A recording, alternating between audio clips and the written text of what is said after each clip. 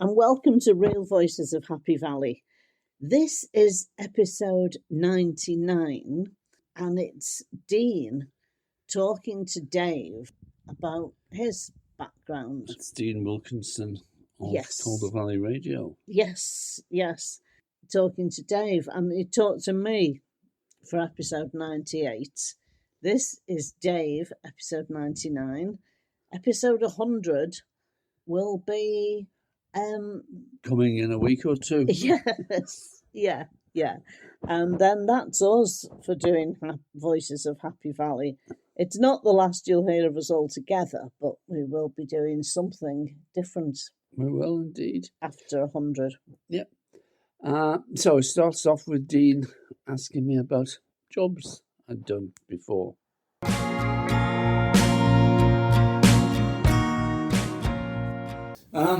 Yeah, I've done some of the same sort of jobs. I worked briefly for the same press agency, except I was doing football reports. So alternate weeks, I would be at Anfield or Goodison Park, writing reports on the matches for Sunday papers, which was, I hadn't done football reports before, and the bloke who ran the agency just said, he gave me a few cliches, and said, not sure what to say, just remember brick wall defence, got all other things like that. So that came into it quite a lot. After a half time, you'd write 200 or 300 words, and you'd phone up the newspaper and speak to a copywriter, and usually she would just type it as you were reading out. Halfway through the second half, you'd send over another 50 or 100 words. Then at the end, you'd give the final score and who scored in the last 15 minutes. Different lengths depending on which newspapers you were doing.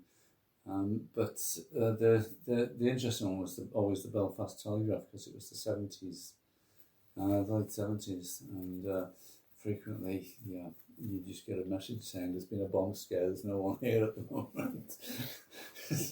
So you just read it to a recording. But that was fun because it got me into the match for free. I was playing football on Sundays at the time.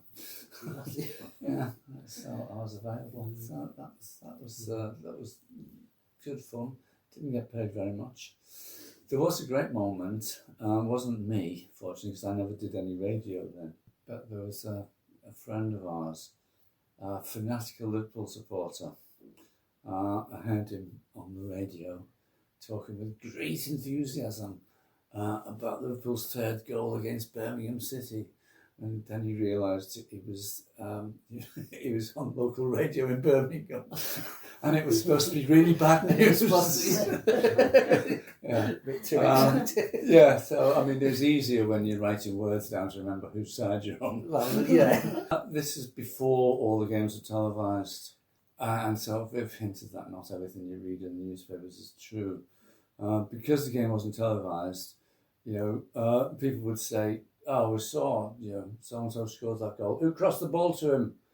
It was him. No, it wasn't. And then we'd just agree in the press box who'd crossed the ball to him, and all the newspapers would say the same thing, whether it was true or not. So that was fun. I also did some reviews for Melody Maker as well. So we've done a few. I've worked in some of the community centres Viv's worked in. But I've had a few interesting jobs as well. Worked in a place called Metal Box. We used to get a sheet of metal and lift it onto a conveyor belt, and it'd go through a machine, and it'd come out the other side with Coca-Cola or Guinness or something printed all over it. Then it would go to another machine to be turned into cans. That was both dull and slightly dangerous. There was sheets, you lifted up sheets of metal, so that few people without the ends of their fingers and things working that. So I did that for a while. I also put petrol into people's cars in the days when you'd pull up next to the petrol, and a young lad would come and, "How much do you want? Which do you want?" I was doing that during the oil crisis, when the Christ, nearly trebled. Yeah. It was just crazy. Was it a bit chaotic? Yeah. So people were sort of trying to see if they could get red diesel into their cars instead of petrol and things like that. And I didn't know the difference. Yeah. But then somebody would, somebody, often a woman, would sort of say, "Can you just check the oil?" She'd open the bonnet and I'd have a good look at this thing that looked like a car engine and say, "Looks fine to me, love." She'd close it and drive off. It was just one of those things. I mean, being a sort of teenage lad, I wasn't going to say to any woman, "I have no idea what you're talking about." Now I'm a lot older than that. I would be quite willing to admit that I didn't know what I'm talking about on an awful lot of things. Actually, more things than I'm willing to admit to, probably. I was a draftsman, however, when I first left school. And it was one of the few jobs that I was really good at, in structural engineering. So that was interesting. Did you grow up in Liverpool? Yeah, very much so. What was that like? Big Irish family. Yeah.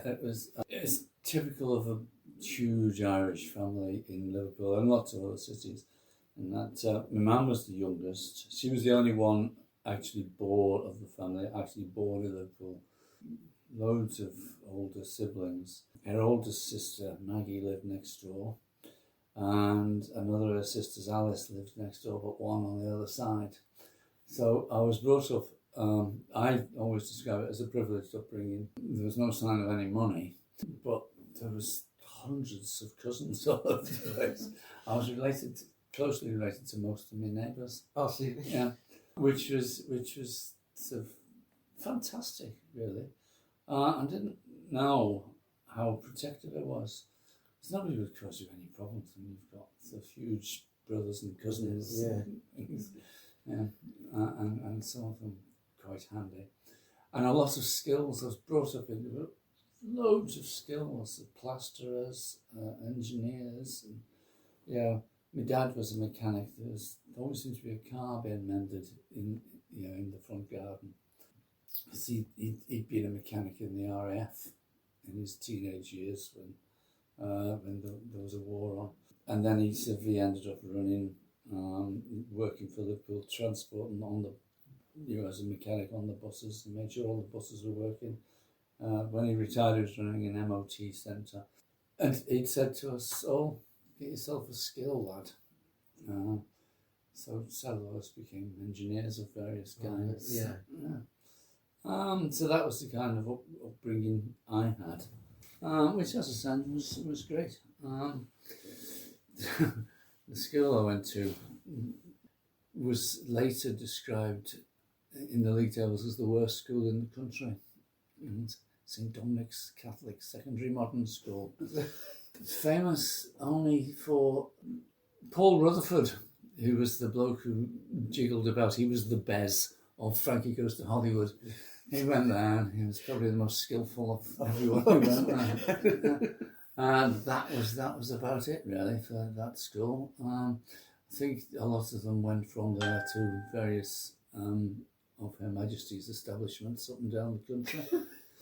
But nobody who was going to ever make anything of his life. Being Liverpool, though, of course, we're sort of all into rock and roll. The one real disability I've got is music. I can't play any instruments, but I always loved music. So my mate Vinny managed a band, and we managed to get them onto the what turned out to be the last Windsor Free Festival, which was closed down by the police. They were called Void. We got down there, and the organisers thought they'd booked this other band called Void from London, who we'd never heard of. So my main job was to take the sort of organiser of that stage to one side and the manager of the other band and keep talking to them until my mate and our band had set up on stage and started playing. So the gig went ahead. And so I've had sort of lots of involvement with putting on gigs, managing stages and things since then, but that's already been discussed in a previous podcast. What else have I done that's of any interest? You trained to be a teacher. Oh, yes. Yeah. Teacher training I college. was in structural engineering in the early 70s when they basically stopped building things. And I sort of, was looking for something else to do. I thought I quite fancied the idea of teaching. So when I was in my early 20s, I went to do a degree in sociology, history and English. You need to do 3 subjects. We'd gone to Kirby College, the pair of us. This is where we really took up with each other. Forgotten to say that. And one of the last things that, then I'd got a job doing a bit of journalism.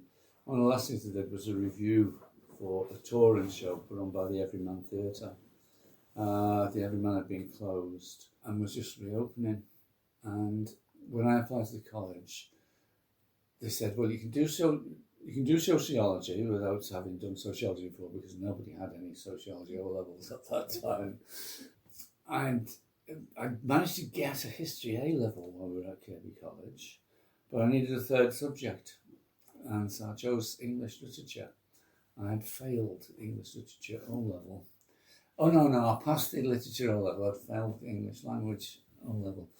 Anyway, they found out, and I was called in to talk to the person who was in charge of English at the CF Mott College of Higher Education, who turned out to be the chairman of the Everyman Theatre. So I just spoke to him about this touring show they'd put on for 20 minutes until he said, yes, you can do the course.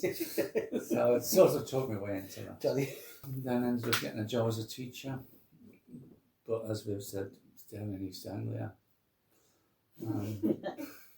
People used to say, where is this place? A place called Wisbech. Where is it? And I would say, well, you go along the M62 and then you turn right down the A1. Then you get to somewhere near Peterborough and you turn left towards the 16th century and you'll find it. So different from Liverpool. Yeah, we just couldn't settle there, really. They had deference for rich people.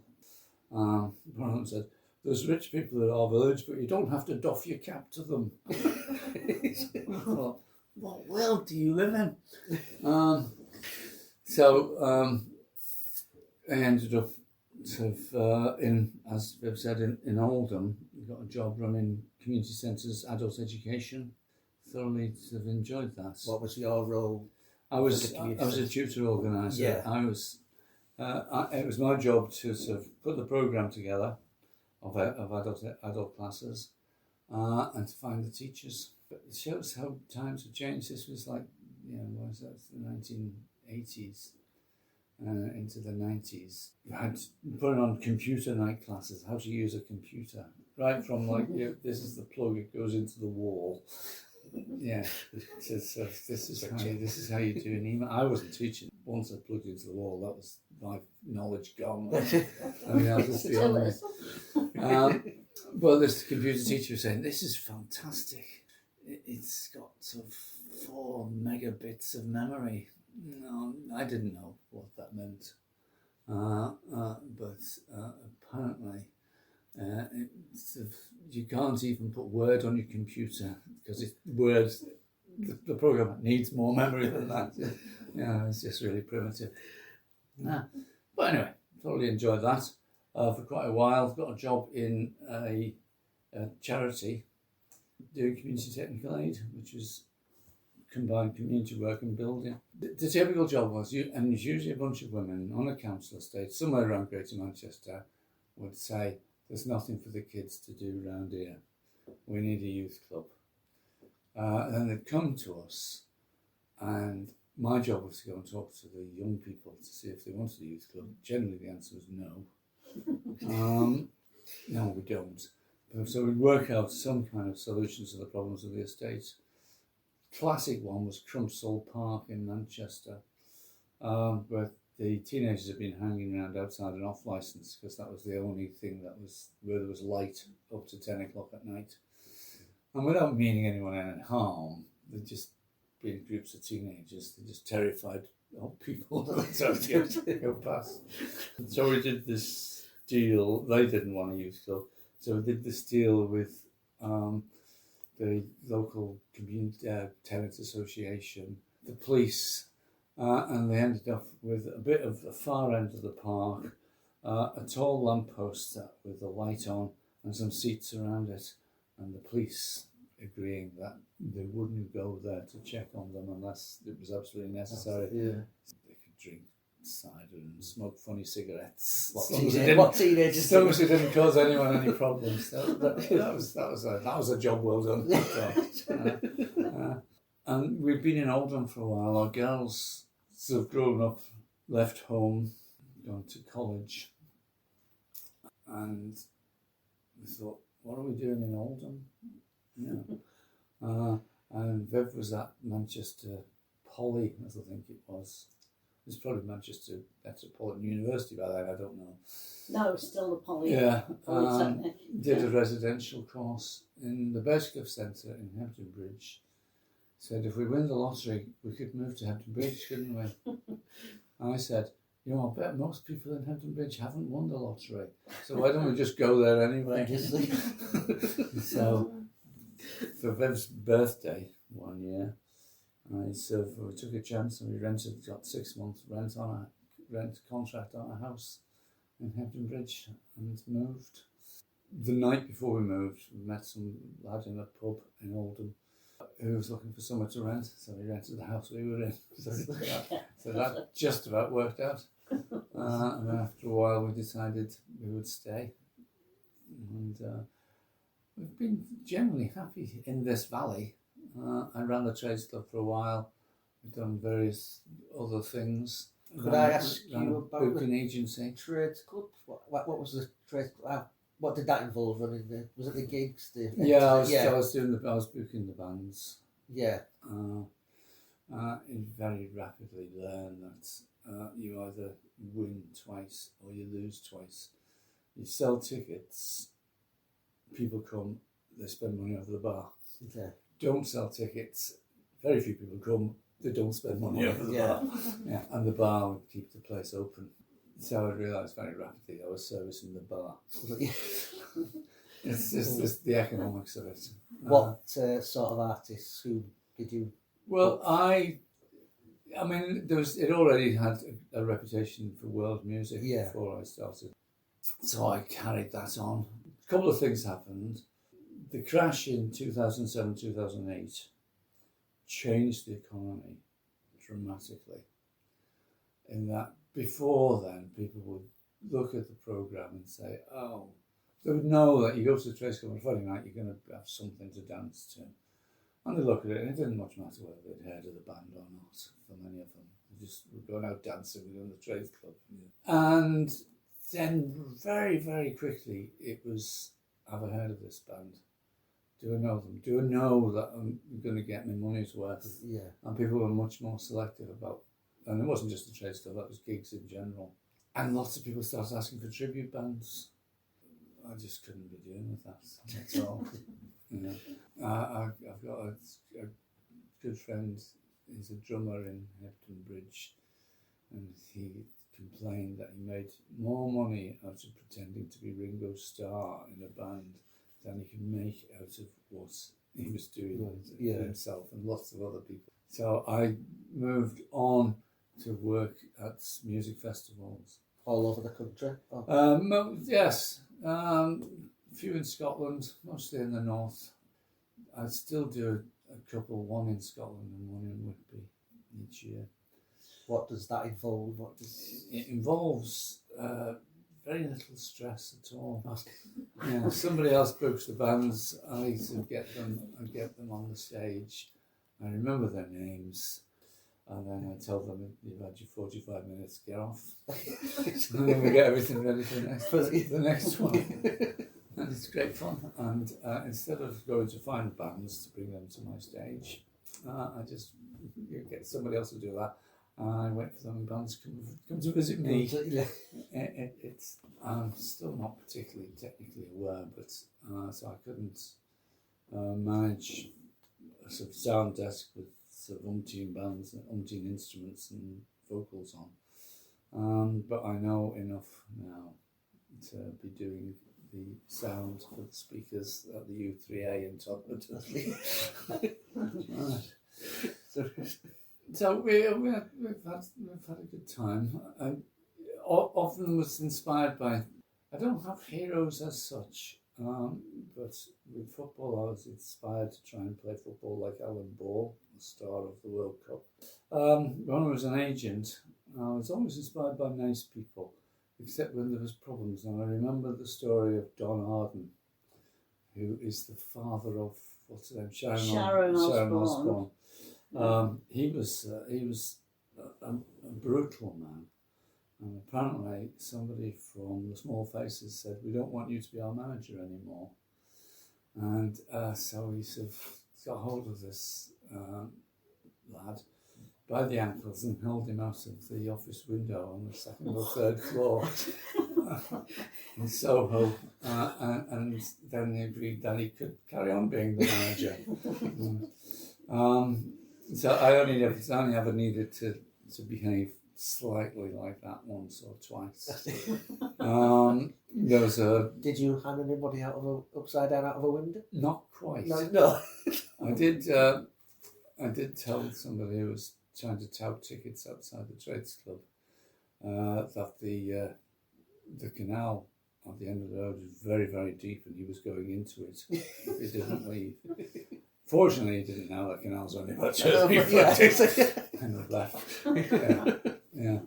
But there was one time in sort of venue near Banbury that just didn't pay one of our artists, Hank Wangford, and his band were due 1,800 quid. And every time I phoned up to ask for the money, he wasn't there. So I looked at the programme that they had. Christmas was coming up. And I phoned up again, and when the woman said, "Oh, he's not here," I said, "We'll just do this one thing. Just lean across the table and tell him that if the money's not in our bank account within the hour, I'm going to phone up all of these people." I just listed off all the people who were booked for their place over Christmas. And I said, because not only do I know their agents, but I have the personal numbers of Shannon, and a few others. And it took 47 minutes for the money to get into our account. Yeah. I did have one or two of the phone numbers. But that was about as brutal. I've obviously put you on the spot, but have you got a favourite gig you remember, a highlight of one of your many gigs you've done? There's an Irish woman called Eleanor McAvoy, who it just is one of my absolute and utter favourites. She'll sort of never be famous, but she's a sort of folk singer, and it's just brilliant, and I love her. Musically, that is. I don't know if I can chip in. I don't know if I can at this stage, but well, you come over here and join us now. Yeah, when I was teaching English, I used a song by Eleanor McAvoy for the students, and it was non-smoking single female, and they worked out what it was about. You know, I had a picture of a woman looking sad and said, "Who's she?" Gave her a name. "What's up with her?" "She's been dumped by her boyfriend." "Right, let's find her another one." So looked on the Lonely Hearts column, and then this song kicked in, and it was about that, about sort of meeting somebody. Yeah. Anyway, just reminded me of Eleanor McAvoy. Yeah, let's stay sitting there now because we've been talking for a while. Could I quickly ask you both, how did the Real Voices of Happy Valley podcast come about? How did you get the idea? Well, you almost told that story earlier, didn't you? Yeah, that we'd gone travelling when we retired, because we'd never done it when we were younger. And when we went to English-speaking places, we went to America and Canada and Australia while we were travelling around. And they all said, when they heard where we lived, "Wow, that's where Happy Valley is made." And we said, "Yes, it is." And it is a brilliant series. They all loved it. But the real people who live there are more interesting than the ones you see on the telly, and that's where the idea came from, the real voices of Happy Valley. I think the dog was nodding agreement with you there. Yes, if you heard some doggy noises then, it was Frankie shaking himself. Mm-hmm. Can I thank you both for letting me talk to you? It's been Thank brilliant. Thank you for Been giving great. us a little insight into both of your lives. Yeah.